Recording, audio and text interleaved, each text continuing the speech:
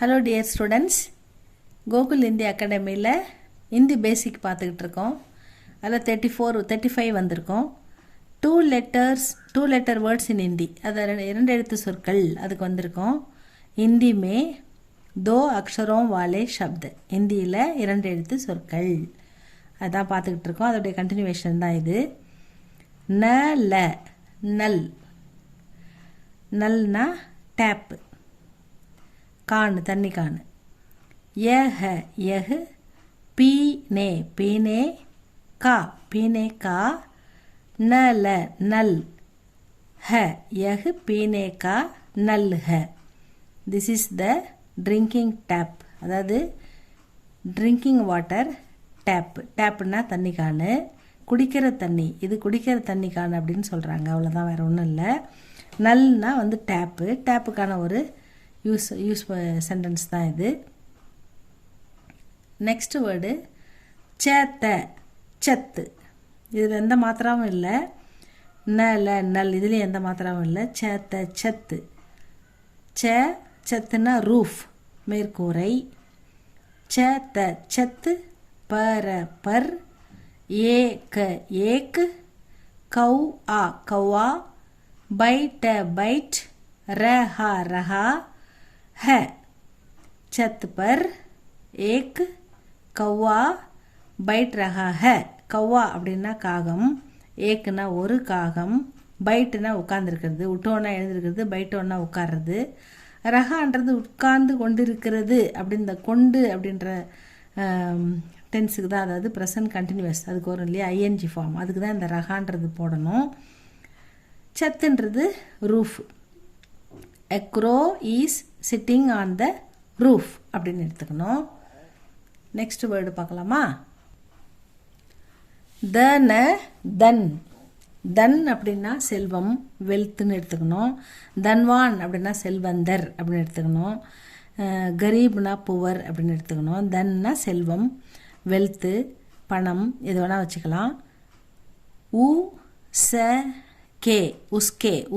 உஸ் के का போட்டு ஏ की मात्रा उसके. பா போட்டு ஆ की मात्रा இருக்குது, பா அப்படின்னு படிக்கணும். பாஸ், उसके पास. दन नहीं है. उसके पास दन नहीं है. அவனிடம் செல்வம் இல்லை, அவனிடம் பணம் இல்லை அப்படின்னு எடுத்துக்கணும். he doesn't have money, he doesn't have wealth அப்படின்னு சொல்லலாம். நெக்ஸ்ட் வந்து கஜபதினா எலிஃபண்ட், யானையை குறிக்கும். கஜபதி, அதுக்கு இன்னொரு மீனிங் வந்து யார்டு அப்படின்னு எடுத்துக்கணும். கஜ் சப்சே, சப் சே, ச போட்டு ஏக்கி மாத்திரா, சப்சே. படா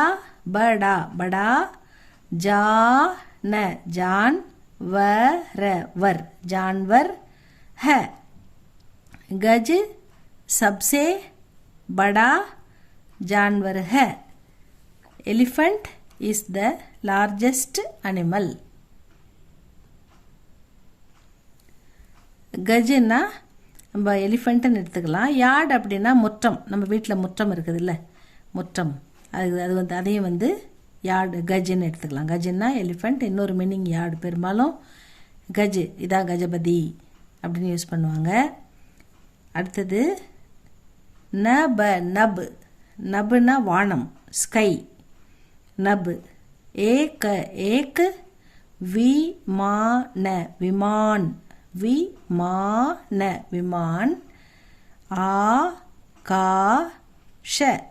ஆகாஷ்.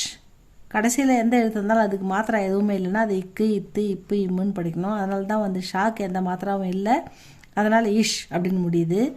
ஆகாஷ்.